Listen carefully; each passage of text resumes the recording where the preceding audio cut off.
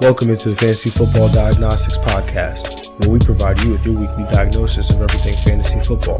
Whether it's season-long leagues, dynasty, DFS, or sometimes even IDP, we got you covered all year long.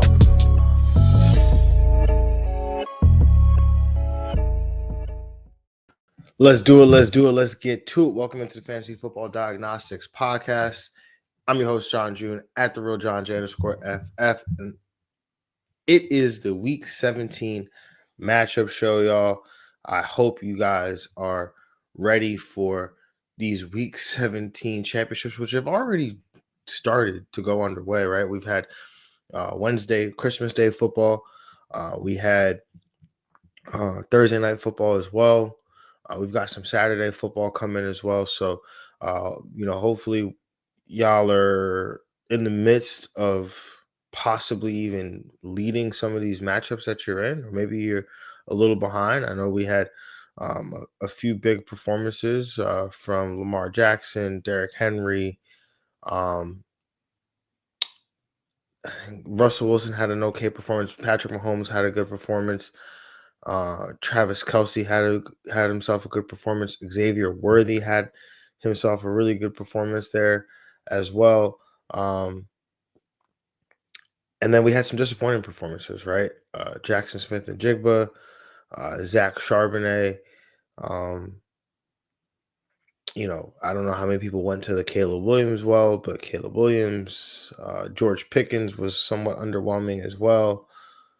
So it was, a mixed bag through 3 games here, but I think we can look at this and say that that's how sometimes fantasy goes, right? So it's Week 17. It's a matchup show. Have to get rolling here. There's a lot of things here that we have to that we're gonna have to account for in as we get through these championship weeks. This championship week here. In Week 17. So going to be definitely an exciting time here. So it is the Week 17 matchup show, as I said. So, let's recap the week that was in Week 16, right? Last week we gave out 22 recommendations. And of those 22 recommendations, I think it was an okay week, I would say. It wasn't, I guess what made it okay was we had 6 guys beat their ECR by 10 spots or more. We had another 4 guys of the 22 guys beat their ECR outright. We had 2 misses. We had 9 big misses. That is definitely not, a number that I would like to get to in terms of the big misses, but we had 9 of them. And 1 tie. So, again, that's why I say it was an okay week there. But let's recap it, right? So, Jerome Ford, who technically we bent the rules a little bit in choosing him, but there was a good reason for that. I felt that 20 was too low, and I wanted to get him. I wanted to have an opportunity to talk about him. I didn't think that going with a running back that was a 9 or 7.5 point dog, playing with a backup quarterback was an ideal scenario to go with a start of the week. So I didn't feel comfortable going with him there. So I had to bend the rules a little bit so I can get him on the show. Sorry, not sorry, but comes in as the quarterback or the running back 9 after being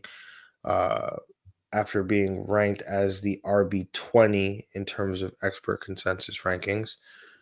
Tajay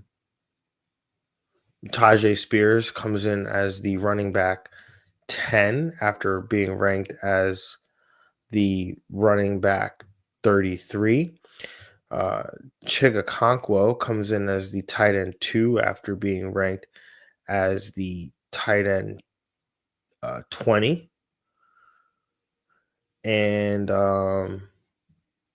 Adam Thielen comes in as the wide receiver 22 after being ranked as the wide receiver 33. Jalen McMillan comes in as the wide receiver 43 after being ranked as the wide receiver 19. So there is that in terms of the big hits. In terms of the hits, Brock Purdy being on here is interesting as a hit. He was ranked as the quarterback 10. We talked about not playing him, comes in as the quarterback 11. I don't really consider that much of a hit there. So, I mean, if you didn't play Brock Purdy after being ranked the quarterback 10, he finishes the quarterback 11, you didn't dodge a bullet or anything, right? If you played him as the quarterback 10, he finishes at 11, you wouldn't have been upset either. And last week was a kind of a nice week for quarterback scoring. I think the quarterback 13 or 14 finished with like 15 or 20 fantasy points. I think to go back and look at that, but it was overall a good week there from Brock Purdy. Drew Lock, yeah, I don't even know how that's considered a hit either. Coming in at the quarterback 32, finishes at quarterback 29. I'm not really going to consider that a hit either. If you played Drew Lock, he did not help you at all. Drake May coming in at the quarterback 16 after finishing 19. That one I can live with, because again, it was a weird week for quarterbacks. I could actually look up how many points Drake May scored last week, but again, like his production as the quarterback 16 was still somewhat solid given given the quarterback scoring last week there. So let me look it up exactly as I sit here.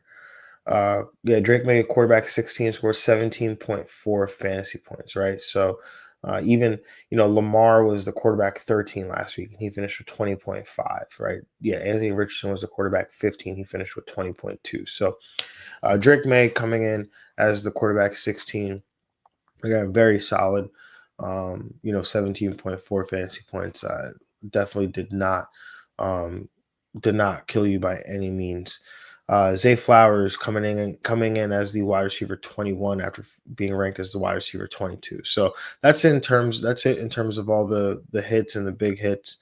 Again, some of those, the Drew Lock and the Brock Purdy, I don't really count as feathers in my cap.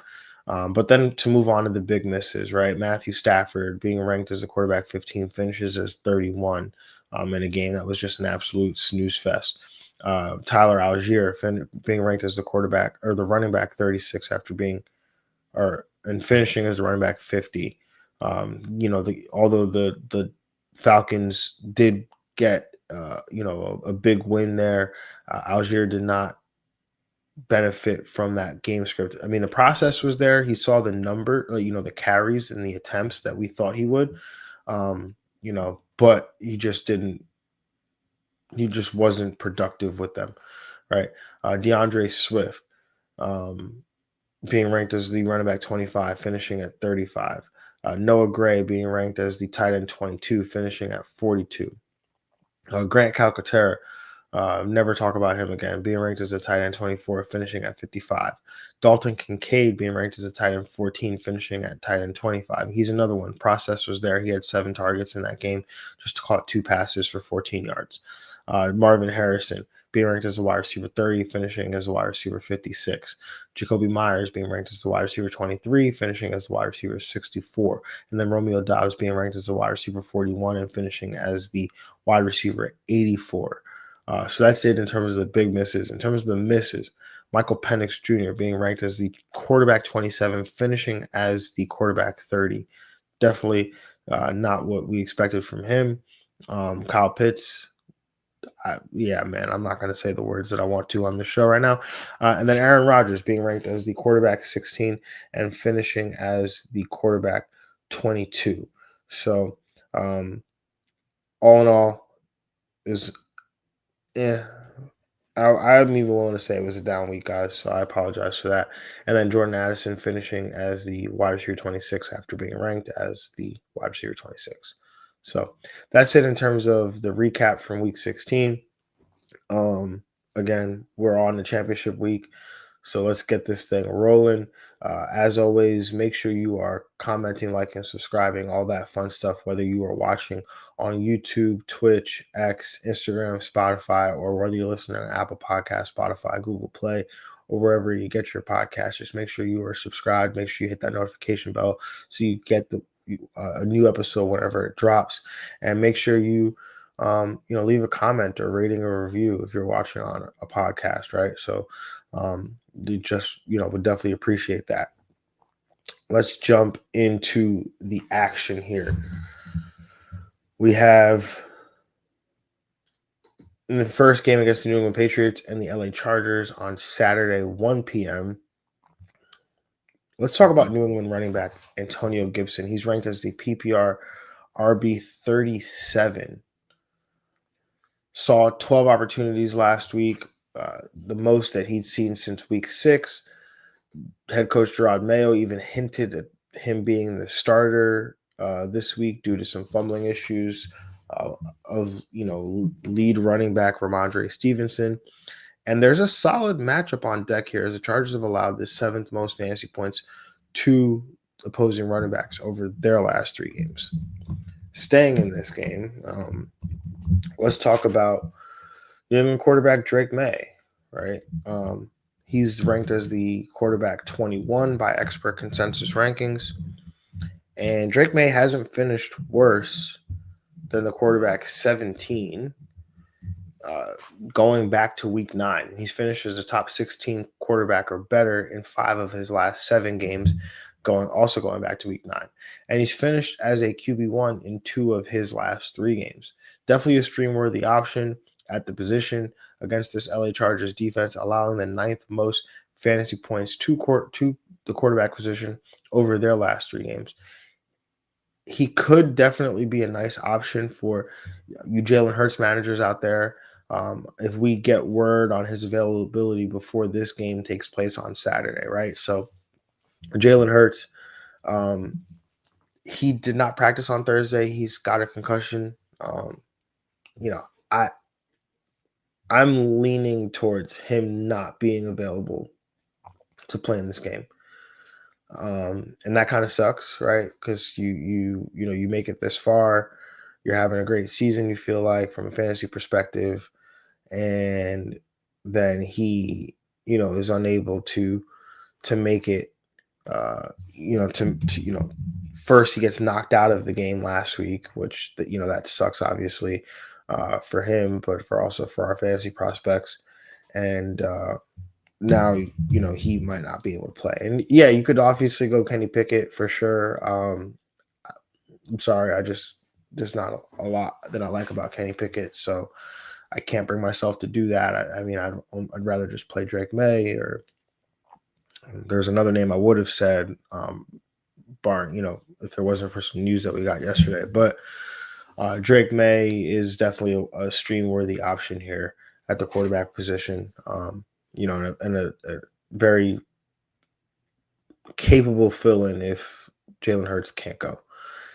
Moving on to the next guy we have on this list, let's talk about LA Chargers running back Kamani Vidal. And it's funny, right? Because we talked about the waiver show on Monday, and I'm saying, yeah, Kamani Vidal not worth stashing anymore. He's not worth picking up. And, when I said that, I knew that Gus Edwards had, suffered an ankle injury in the game, right? I saw it when it happened. He walked off the field, limped off the field, I should say. And I'm in that moment, I'm thinking, oh, okay, well, sucks for Gus Edwards. However, I have been stashing Kamani Vidal through the fantasy playoffs, so let's think, maybe he'll be, starter worthy. Maybe he'll have a good game here. And then, sure enough, Gus Edwards comes back on the field, plays, what looks like the game of his season. Has his longest rush of the season. And I'm thinking, all right, well, I guess Gus Edwards just tweaked his ankle and he's fine. And, um, but it seems like he was really limited by it, and probably was like the adrenaline and things that helped him get through that game.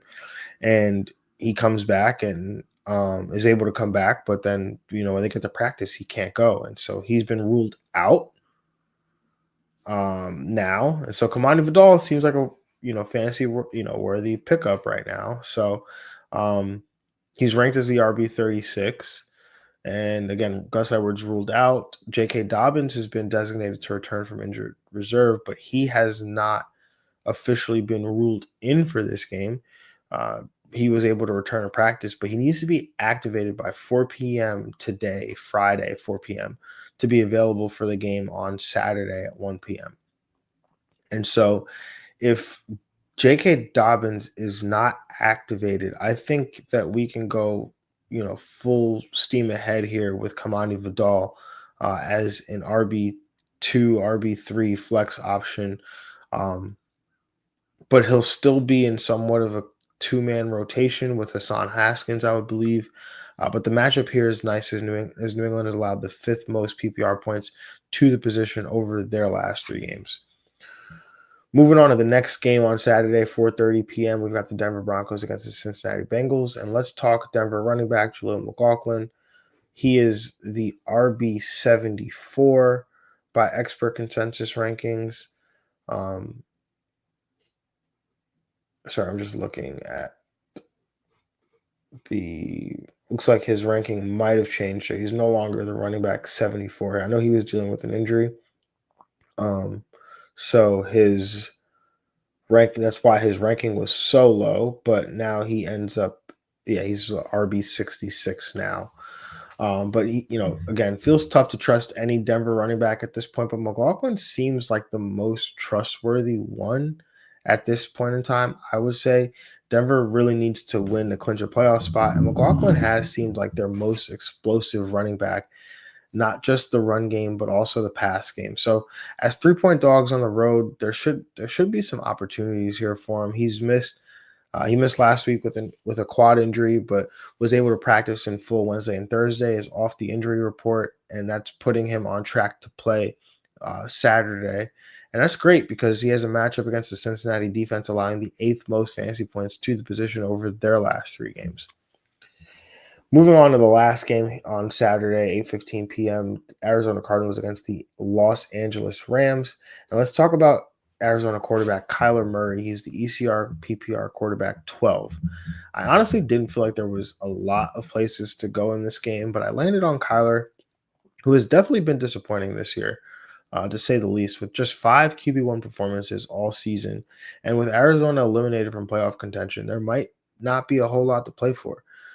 But they can still play spoiler here against the Rams the best they can. And the Rams have allowed the 4th most fantasy points to the quarterback position in their last 3 games.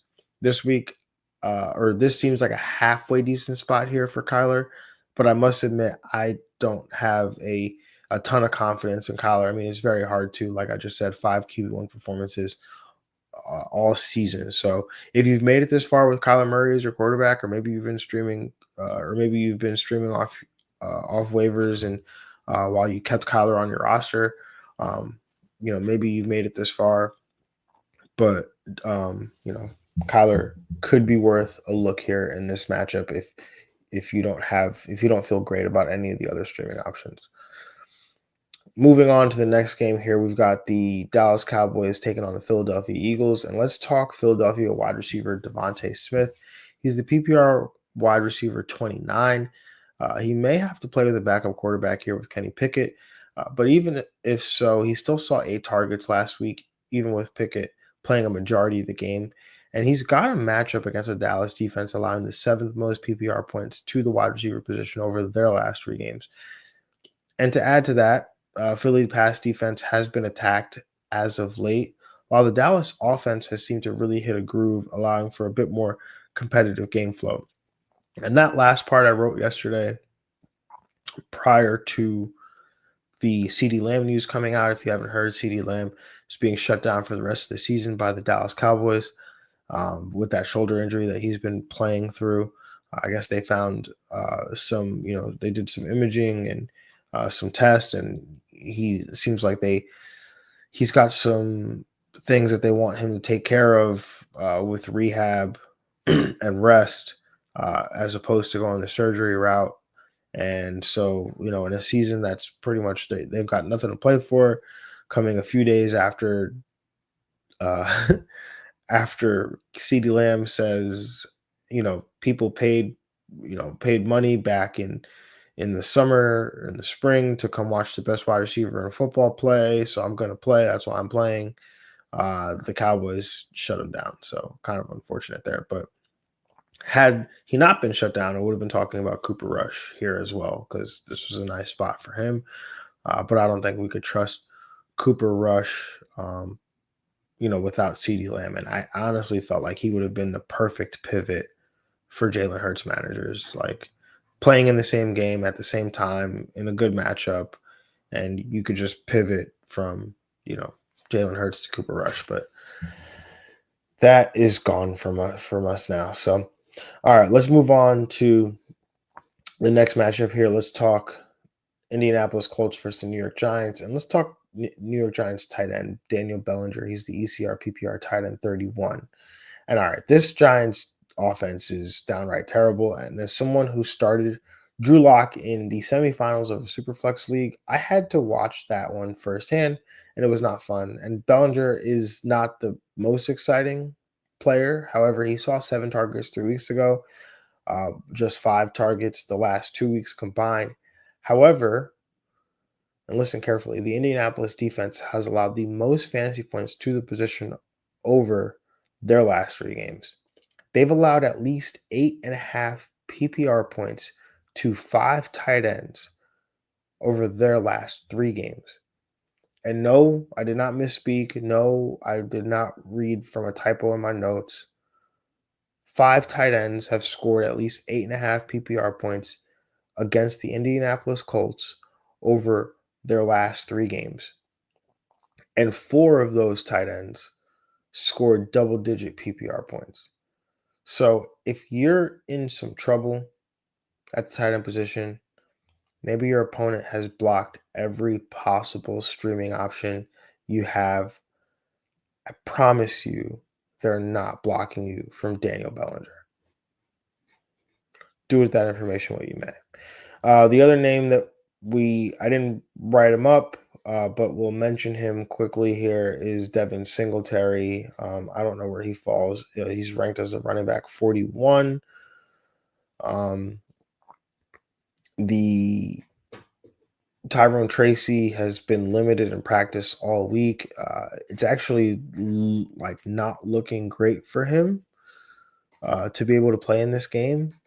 Indianapolis is middle of the road in terms of fantasy points allowed to the running back position over their last 3 games, 18th. So it's a halfway decent spot for Devin Singletary. If you're looking for some cheap volume, or you need, maybe James Conner is out and you need some help at the position. James Conner has not been ruled out, but if he is and you need some help at the position, Devin Singletary definitely provides that for you. Okay, moving on to the next game here. Let's talk Las Vegas Raiders against the New Orleans Saints. And let's talk Las Vegas running back Alexander Mattison. He's ranked as the ECR PPR running back 27. Saw 19 opportunities on Sunday, totaling 56 yards and a touchdown. He's not efficient by any means, but in a solid matchup with some volume and goal line opportunities, he's definitely worth a look as a flex play against the New Orleans defense that has allowed double-digit PPR points to an opposing RB1 in 3 consecutive weeks, and the 11th most PPR points to the position over their last 3 games. Sticking with this same game, sticking with the same position, sticking on the same side of the game here, let's talk about Las Vegas running back Amir Abdullah. ranked as the ECR PPR running back 30. Abdullah has carved out a nice role for himself with 13 opportunities last week, which he converted into 85 total yards and a touchdown. His receiving usage makes him a nice, safe option with 13 targets and 12 receptions over the last 2 games. He's also worth a look as a flex play in addition to Madison, as, again, New Orleans has allowed the 11th most PPR points to the position over their last 3 games. All right, let's move on to this next game here. We've got the New York Jets against the Buffalo Bills, and let's talk New York Jets wide receiver Garrett Wilson. All right, Garrett Wilson has kind of been in a bit of a slump, having not finished as a wide receiver 1 since week 9 when he made the Jumpman catch. This Jumpman catch. Okay. Yeah, against Houston. So since then, he's finished as a wide receiver 2 just once, and that was a 7-catch, 114-yard performance on 10 targets. It seems that Aaron Rodgers has been more focused on his bromance with Devontae Adams, and you know what? That happens. But what also happens is wide receivers complain, they make noise, and coaches look to make a concerted effort to get them the ball as a result. The squeaky wheel narrative. And last time we saw this, it resulted in Garrett Wilson seeing 23 targets the following week. I don't think he will see 23 targets in this game, but I think we do see a bump in his usage, resulting in a better fantasy finish. And also, not to mention, Devontae Adams did not practice Wednesday or Thursday as he's dealing with a hip injury. So that doesn't mean he'll miss. Could also just mean that he'll be limited. But if he does miss, then, big time performance here. Big time volume here coming for Garrett Wilson in terms of the pass game. Moving on to the next game, let's talk Tennessee Titans against Jacksonville Jags. And if you Ali, I'm a oop every time. Tight end on the Tennessee Titans, Chig Okonkwo, ECR, PPR, tight end 12. And come on, man, you know the vibes. Chiggy is going to win us a chip this week. 21 targets the last 2 weeks from Mason Rudolph, fresh off a tight end 2 finish, where he caught 9 of 11 targets for 81 receiving yards and a 2-point conversion. And he's got another really good matchup here against a Jacksonville defense that's allowed at least 17.1 PPR points to opposing tight ends in 2 of their last 4 games. So yeah, let's start Chiggy. Get Chiggy with it. Nah. Okay, yeah, I'm done with that.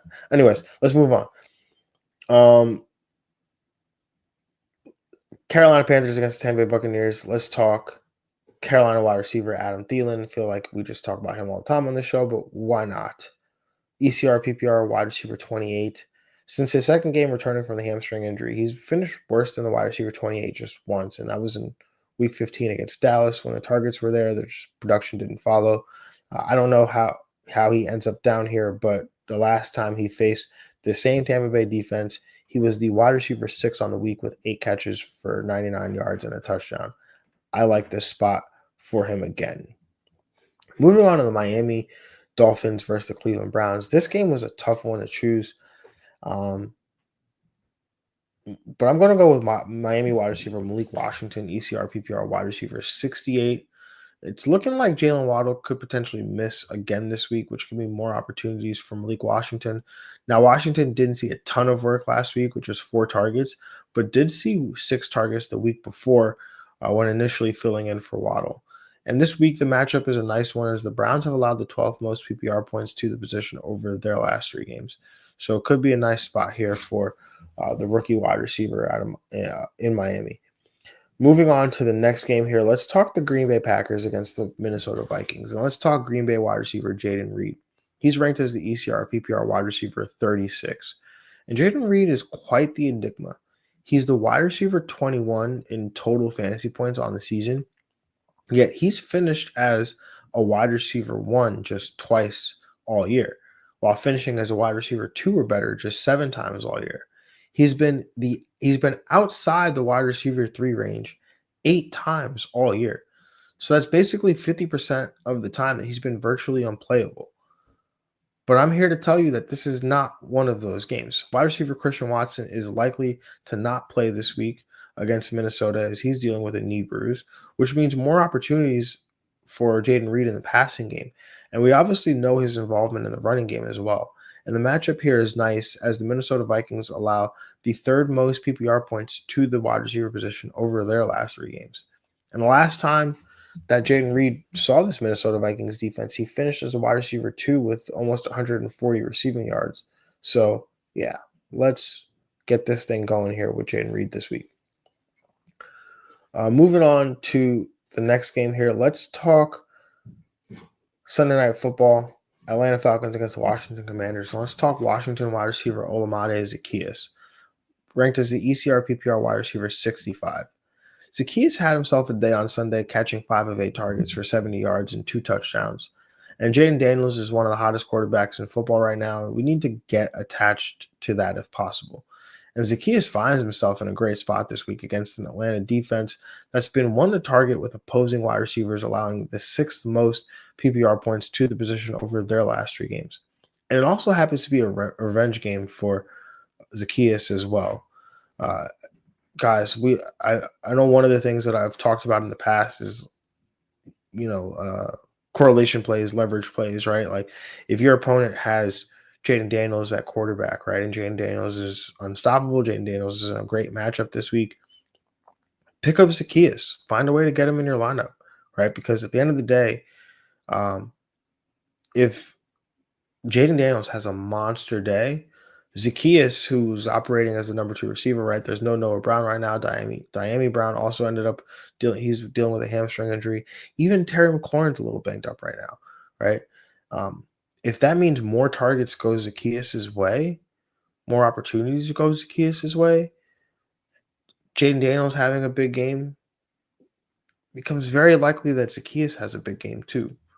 Now, obviously, Jaden Daniels could have himself a day and Zaccheaus gets no part of it, right? Especially when Jaden Daniels can use his legs.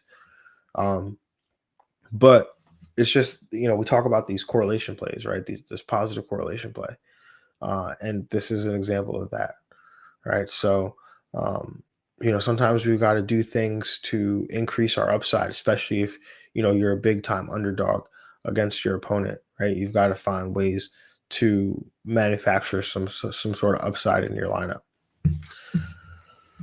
Let's move on to the Detroit Lions against the San Francisco 49ers, Monday Night Football. Let's talk San Francisco quarterback Brock Purdy, ranked as the ECR PPR quarterback 11.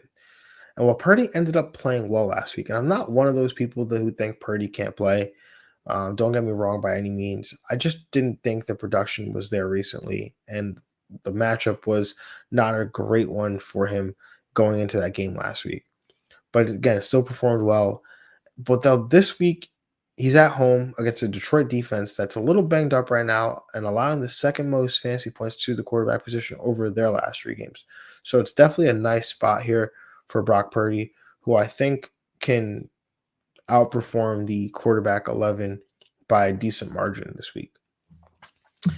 That is it for the matchup show. Let's get to starts of the week. Week 17 starts of the week. Last week was a very, very good week, I would say. Baker Mayfield, quarterback start of the week, finishes as the quarterback 7 on the week. Arizona running back James Conner finishes the running back 6 on the week, despite dealing with an injury mid-game.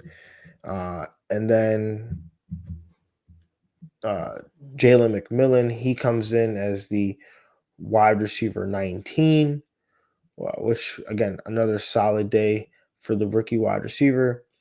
And Sam Laporta, coming in as a tight end start of the week, finishes with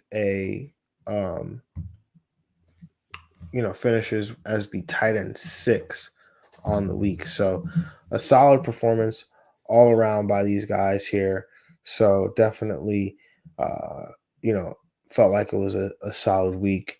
And so let's get this thing rolling again this week with some more starts for the week, and hopefully some more big-time performances here from some guys that are going to help us win some chips this week. And so starting at the quarterback position, let's go with Tampa Bay quarterback Baker Mayfield versus Carolina. Yes, I'm sticking with Baker for another week here after his QB7 finish last week. And this week's matchup is even better, facing a Carolina defense that's allowed the 7th most PPR points to the position over their last 3 games. Let Baker deliver again when it counts. Moving on to the running back position, let's talk Cincinnati running back Chase Brown as he faces off against the Denver Broncos. Chase Brown has emerged as a true league winner. Since taking over as the lead back in week 9, he's the RB3 in PPR points per game with a juicy matchup against Denver, this Denver defense that's allowed the 12th most PPR points to the running back position in their last 3 games. Brown is poised for another monster week. Let's start him with confidence in the championship week this week. Moving on to the wide receiver position, let's talk Washington wide receiver Terry McLaurin as he's set to face off against the Atlanta Falcons. Jaden Daniels is red hot, and McLaurin has been his go-to guy. Over the last 4 games, McLaurin hasn't finished worse than the wide receiver 17, with 3 top 8 performances and scoring 6 of his 12 touchdowns on the season during that 4-week span. Facing an Atlanta defense giving up the 6th most PPR points to the wide receiver position over their last 3 games, McLaurin is a must start this week. Ride the hot hand. And tight end start of the week, you knew this is only one way this could go because you already know the vibes. Getting Chiggy with it one more time. Chig has been on fire, and this week he's getting to face off against the Jacksonville defense, allowing at least 17.1 PPR points in 2 of their last 4 games. And Chiggy's finished as the tight end 6 and tight end 2 the past 2 weeks with Mason Rudolph at quarterback. And with Rudolph under center again and 21 targets in the last 2 games, Chig is set for another big day. Championship vibes incoming. Y'all, that's all I got for the starts of the week. That's all I got for the Week 17 matchup show. I'm hoping you guys get everything you want out of this championship week, which definitely a championship, a finals finish, being crowned winner of your fantasy football league. Again, I want to hear about your experiences. If you guys have gone on to win your championships, let me hear about it. Tweet at me. Reach out on Instagram. I just, if you have other ways of contacting me, like email, phone number, just let me know, man. I just want to know. I definitely want to know. So, definitely a big week. I'm feeling really good right now. Rode, Seattle defense last night. So, have going into this feeling really confident right now about, one of my matchups and one of my most important leagues. So, let's get this thing going. Like I said last week, I will be back on here talking week 18 if anyone's, doing week 18. But I will be back on here discussing it in some capacity. That'll be waivers, that'll be matchup show. And then after that, things get a little hazy. Just trying to figure out I think that there will be a matchup or an accountability show for the year. And then, we'll see where it goes. I don't want to promise anything right now. Kind of have to see how I'm feeling. And I think there'll still be content, on the socials. I think as we get to the NFL playoffs, I think a lot of my focus and attention will be shifting towards player props on the games. We'll have a lot of games every week. So I'll put out some prop bets on the socials. I think that's probably where a lot of my attention will go. So make sure you're following me at the real Jon Jeune _FF. Make sure you're following the show at FFDX. So I think you can definitely be on the lookout for an accountability episode. I think you'd be on the lookout for some of this content on social media.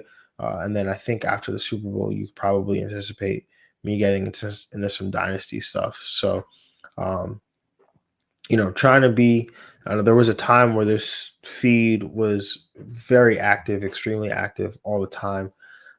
Things kind of changed over the years that prevented me from, being able to really do that in the way that I wanted to, or that the way that I had done in the past. And honestly, I just needed to take a break and get my mentals right, and so I could, be on here in a capacity in which, I was enjoying it, right?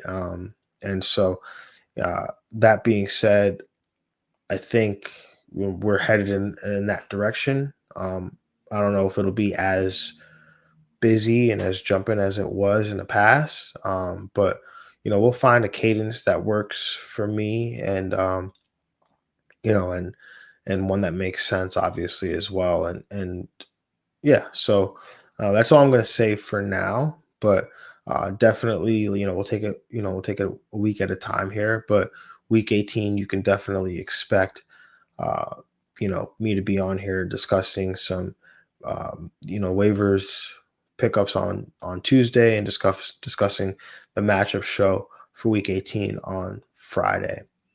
But all that being said, y'all, good luck this week. I hope y'all crush it in your fantasy finals, unless you're playing me, of course. But yeah, man, definitely just wish y'all all the best of luck.